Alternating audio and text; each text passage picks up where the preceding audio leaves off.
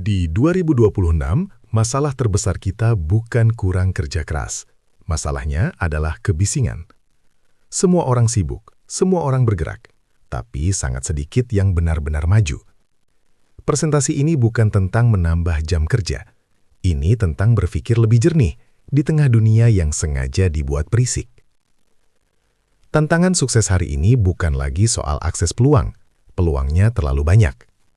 Dunia mendorong kita untuk serba cepat, instan, dan seragam.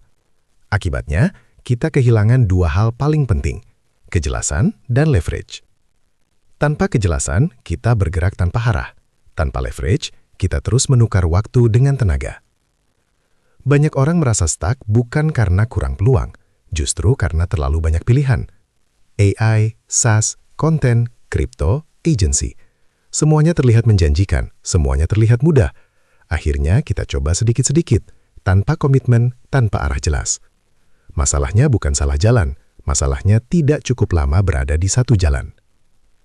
Distraksi hari ini bukan kecelakaan, ini industri.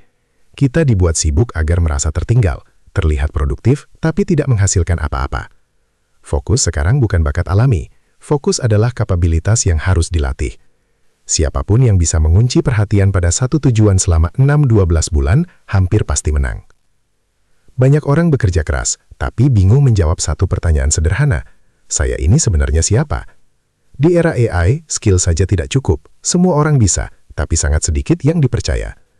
Tanpa positioning yang jelas, semua aktivitas hanya jadi kerja, bukan aset. Tantangan terbesar kita adalah berhenti hidup dari tenaga dan mulai hidup dari struktur.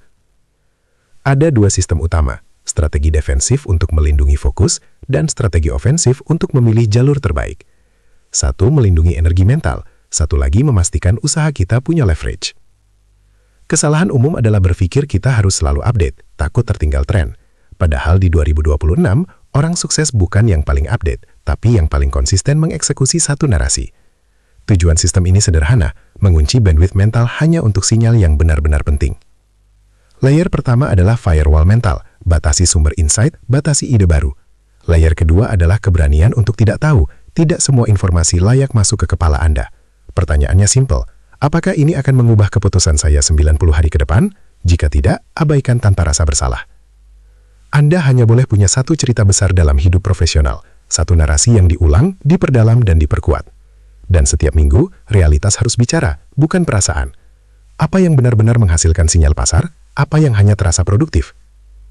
Masalah berikutnya adalah memilih jalur, bukan yang paling menarik, tapi yang paling rasional. Ini bukan soal passion, ini soal peluang menang. Tujuannya memilih jalur yang paling sedikit butuh keberuntungan. Setiap jalur dinilai dari 4 hal, seberapa sakit problemnya, seberapa cepat menghasilkan uang, seberapa besar leverage, dan apa ketimpangan posisi unik Anda. Bukan soal skill paling jago, tapi posisi paling menguntungkan.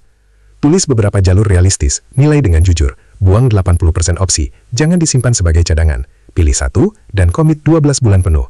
Pivot hanya boleh karena data, bukan karena bosan. Jalur paling aman biasanya dimulai dari jasa, problem nyata, uang nyata. AI bukan inti, tapi pengali, niche sempit, pain tajam, output jelas, hemat waktu, atau tambah uang. Setiap hari tanyakan 3 hal, apakah ini membangun leverage, apakah ini memperjelas positioning, apakah ini layak dikerjakan 12 bulan ke depan. Jika jawabannya tidak, hentikan. Pilih satu masalah mahal, bangun satu solusi sempit, jalankan satu narasi konsisten, dan tutup semua pintu lain selama 12 bulan. Fokus bukan pengorbanan, fokus adalah strategi leverage.